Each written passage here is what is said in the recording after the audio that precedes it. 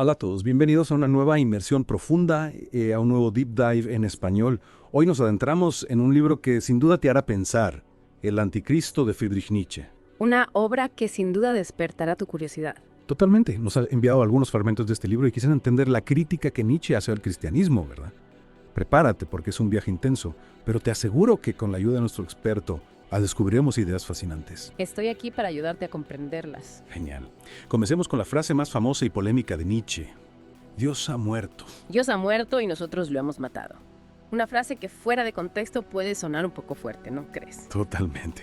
Para entenderla hay que saber que para Nietzsche Dios no se refiere solo al Dios del cristianismo, sino a un sistema de valores que según él limitaba al ser humano. Exacto. Piensa en Dios como una representación de todas esas reglas y creencias que nos dicen qué está bien y qué está mal, qué debemos hacer y qué no. Nietzsche creía que estas reglas, especialmente las impuestas por el cristianismo, impedían que las personas alcanzaran su máximo potencial. Entonces, la muerte de Dios no es literal. No es simbólica. Representa la pérdida de fe en la religión tradicional y el surgimiento de nuevas formas de pensar en Europa. Imagina que las viejas creencias se derrumban como un edificio antiguo que se viene abajo. Entiendo. Es como si Nietzsche estuviera diciendo, las viejas ideas ya no funcionan, necesitamos nuevas formas de entender el mundo y nuestro lugar en él. Precisamente. Y Nietzsche veía en el cristianismo una de las principales causas de esta muerte de Dios. Lo consideraba una religión de la debilidad. Religión de la debilidad. Eso suena duro. ¿Por qué lo decía? Porque Nietzsche creía que los valores cristianos como la compasión, la humildad y el autosacrificio debilitaban al ser humano en lugar de fortalecerlo. ¿En serio? Pero no se supone que esos son valores positivos. Para Nietzsche no necesariamente. Él creía que estos valores fomentaban una moral de esclavos. Una moral que nos hace sumisos resignados, que nos impide luchar por nuestros deseos y alcanzar nuestra verdadera grandeza. Espera. Moral de esclavos. ¿Puedes explicarlo mejor? ¡Claro! Imagina que vives en un mundo donde los poderosos te oprimen, te explotan. En esa situación podrías desarrollar una moral que valore la humildad, la paciencia y la resignación. Es una forma de sobrevivir, de no llamar la atención, de no desafiar a los que te dominan. Ya veo. Es como si la moral de esclavos fuera una estrategia de supervivencia en un mundo injusto. Exactamente. Pero para Nietzsche esta moral se convirtió en un problema cuando se extendió a toda la sociedad e incluso a aquellos que no estaban oprimidos. ¿Por qué sería un problema? Porque esta moral nos hace conformistas pasivos. Nos impide luchar por nuestros sueños, por lo que realmente deseamos. ¿Y cuál sería la alternativa a esta moral de esclavos? Nietzsche la llamaba moral de señores. Es una moral basada en la fuerza, la creatividad, la valentía, el deseo de superación. Como los héroes de las películas de acción. Exacto. O como los grandes artistas, los innovadores, los emprendedores que se atreven a romper las reglas y a crear algo nuevo. Entonces, para Nietzsche, la moral de señores es la que nos impulsa a ser nuestra mejor versión. Precisamente. Y él creía que el cristianismo había reprimido esta moral, fomentando en cambio la sumisión, la culpa y la renuncia a los placeres de la vida. Vaya. Ahora entiendo por qué Nietzsche era tan crítico con el cristianismo. Sí. Y su crítica va más allá de los valores cristianos. Nietzsche también cuestionaba la figura de Jesús y especialmente el papel del apóstol Pablo en la expansión del cristianismo. Ah, sí. ¿Qué decía sobre ellos? Para empezar, Nietzsche tenía una visión bastante particular de Jesús. Lo consideraba una especie de místico, un espíritu libre, cuyo mensaje original era mucho más simple y auténtico que la compleja doctrina que la Iglesia construyó después. Es decir, que para Nietzsche Jesús era una figura más pura, menos dogmática, que la imagen que tenemos de él hoy en día. Exacto. Nietzsche incluso vería en Jesús algunos rasgos de la moral de señores que él admiraba. La valentía, la rebeldía, la capacidad de desafiar las normas establecidas. Eso sí que es interesante. ¿Y sobre Pablo qué pensaba? Pablo era el blanco de algunas de las críticas más duras de Nietzsche. Lo culpaba de distorsionar el mensaje original de Jesús y de crear una religión obsesionada con el pecado y la redención. ¿Y por qué le echaba la culpa a Pablo? Para Nietzsche, Pablo había convertido el mensaje de Jesús en algo mucho más rígido y dogmático, centrado en la culpa y en la promesa de una vida después de la muerte. ¿Y eso en qué sentido era negativo? Porque para Nietzsche, esa obsesión con el pasión, más allá, devaluaba la vida presente. Hacía que las personas se enfocaran en sufrir en esta vida para obtener una recompensa en la otra, en lugar de buscar la felicidad y la realización personal en el aquí y ahora. Ya veo. Es como si Pablo nos hubiera hecho olvidar que la vida es para disfrutarla, no para sufrirla. Exactamente. Y esta idea nos lleva a uno de los conceptos más importantes de Nietzsche, la figura del Übermensch, el superhombre. El superhombre. Suena a personaje de cómic. ¿De qué se trata? El Übermensch es un ideal de ser humano que trasciende la moral tradicional y crea sus propios valores basados en la fuerza, la creatividad y una profunda afirmación de la vida. Suena un poco abstracto. Podríamos decir que el Übermensch es como una especie de superhéroe filosófico. En cierto modo, sí. Es un ideal de ser humano que ha superado las limitaciones impuestas por la religión y la moral tradicional y ha alcanzado su máximo potencial. Increíble. ¿Y cómo se llega a ser un Übermensch? ¿Hay alguna receta mágica? Para Nietzsche no hay un camino preestablecido. El camino hacia el Übermensch es un viaje personal de autodescubrimiento, de superación, de creación de valores propios. Suena desafiante, pero también emocionante, ¿verdad? Creo que es un buen momento para hacer una pausa y reflexionar sobre todo lo que hemos aprendido hasta ahora. En la segunda parte de nuestro Deep Dive seguiremos explorando las ideas de Nietzsche y profundizaremos en el concepto del Übermensch.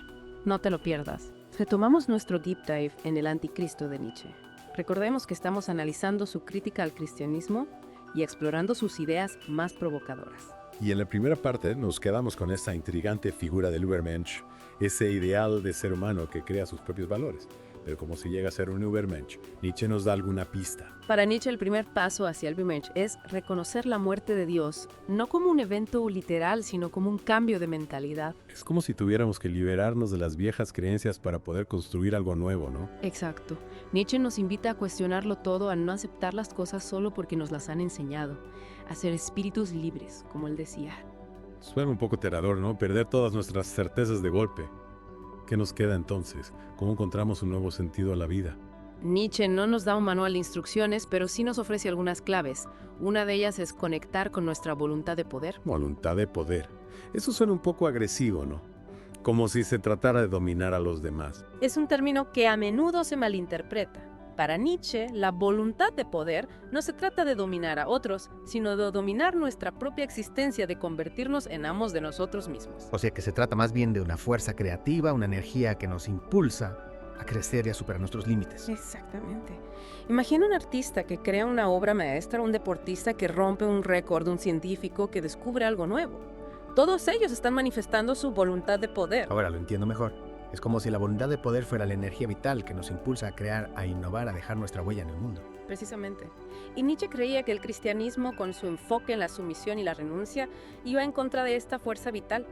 Nos hacía débiles, resignados, pasivos. Es como si el cristianismo nos dijera: confórmate con lo que tienes, no aspires a más, espera tu recompensa en el cielo.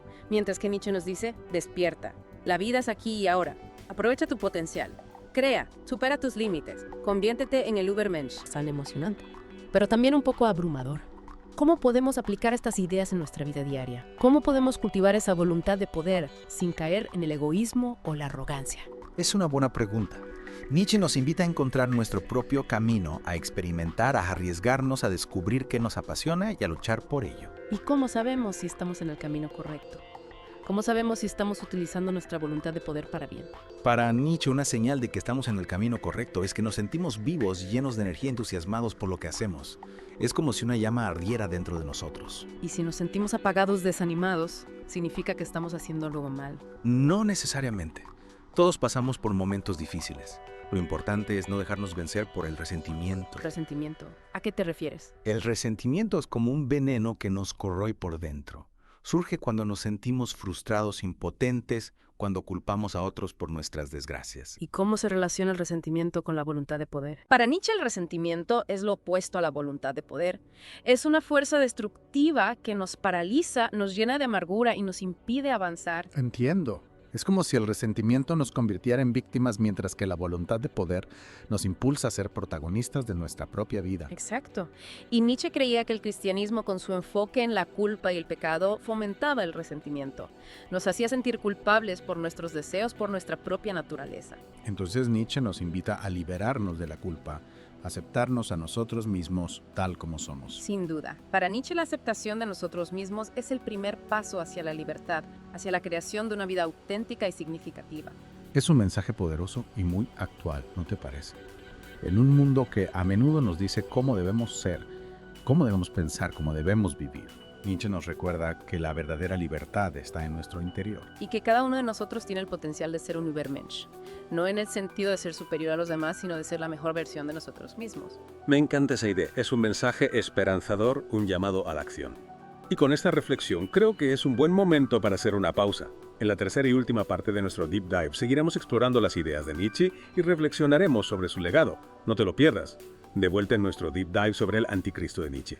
Hemos explorado su crítica al cristianismo, la idea de la muerte de Dios, la voluntad de poder y el fascinante concepto del Übermensch. Hemos navegado por ideas complejas y desafiantes que nos invitan a repensar nuestras creencias y valores. Y me pregunto, ¿cómo reaccionó el mundo a las ideas de Nietzsche? Sus contemporáneos lo entendieron, lo aceptaron. La recepción de la obra de Nietzsche fue, como era de esperar, polémica. Sus ideas tan radicales para su época generaron rechazo en muchos sectores, especialmente en el ámbito religioso. Imagina la reacción de la gente al escuchar que Dios ha muerto. Claro, es comprensible. Cuestionar las creencias tradicionales siempre genera resistencia. Pero Nietzsche buscaba la aprobación de las masas. No para nada. Nietzsche no escribía para complacer a nadie. Su objetivo era provocar, hacer pensar, sacudir conciencias. Y en eso sin duda tuvo éxito. Lo interesante es que, a pesar de las controversias, sus ideas han resonado a lo largo del tiempo, influyendo en artistas, escritores, filósofos y movimientos sociales de diversas corrientes. Nietzsche fue un visionario. Anticipó muchas de las crisis que el siglo XX traería consigo: la pérdida de fe en las grandes narrativas, el auge del nihilismo, la búsqueda de nuevos valores en un mundo en constante cambio. Y en ese sentido creo que su mensaje sigue siendo relevante en la actualidad. Vivimos en una época de incertidumbre, de cuestionamiento de las instituciones tradicionales, de búsqueda de sentido en un mundo cada vez más complejo. Exacto. Y aunque Nietzsche no nos ofrece respuestas fáciles, nos invita a hacernos las preguntas correctas, a no temer la duda, a buscar nuestra propia verdad, a construir nuestro propio camino. Nos impulsa a ser responsables de nuestra propia existencia, a no delegar nuestra libertad en dogmas o ideologías preestablecidas, a vivir con autenticidad, a conectar con nuestra voluntad de poder y a crear una vida que tenga sentido para nosotros. En esencia, Nietzsche nos dice: despierta, eres libre, crea tu propio destino, conviértete en el Übermensch. Es un mensaje poderoso sin duda, y aunque el Anticristo es una obra compleja llena de matices, creo que este Deep Dive nos ha permitido acercarnos a las ideas centrales de Nietzsche y comprender mejor su crítica al cristianismo. Hemos explorado ideas que nos desafían a pensar de manera diferente, a cuestionar lo establecido y a buscar nuestro propio camino hacia la superación personal. Espero que esta inmersión en el pensamiento de Nietzsche te haya resultado tan estimulante como a nosotros. Y recuerda, la búsqueda del conocimiento es un viaje sin fin, un camino que debemos recorrer con valentía, con espíritu crítico y sobre todo con la mente abierta. Hasta la próxima.